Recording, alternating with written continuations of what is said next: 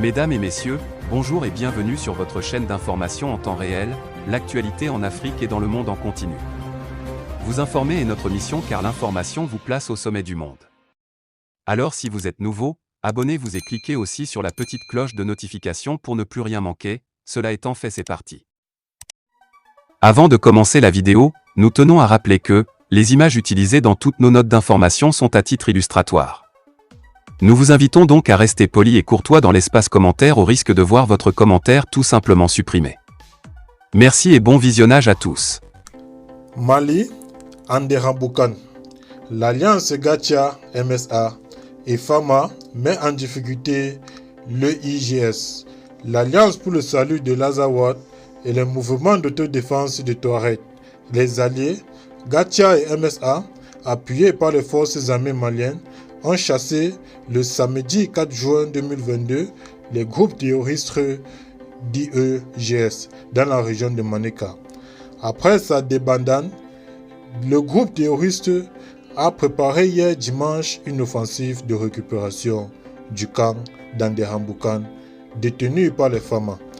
Depuis vendredi dernier, les forces armées maliennes en abrégé Fama, en collaboration avec les mouvements signataires, en l'occurrence le Gatia et le MSA, ont organisé les opérations militaires conjointes contre l'État islamique et le Grand Sahara, qui continuent d'imposer ses diktats dans les régions de Manéka et de Gao.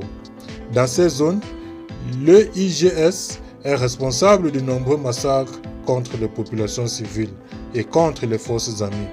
L'objectif de l'offensive était de mettre fin à la situation, ayant d'ailleurs conduit de nombreuses personnalités et fuir leur localité, pour se réfugier notamment à Gao. En allant au contact de ces terroristes, les sources locales apportent que le convoi de ces forces conjointes constitué à cet effet a déjoué une embuscade. Ces pièges n'ont pas intimidé la mission de continuer sa progression jusqu'à l'affrontement entre les parties maliennes et les terroristes. Face à la puissance de feu, les ennemis se sont repliés dans la ville d'Anderhambukan où ils ont également été chassés, indique la source locale.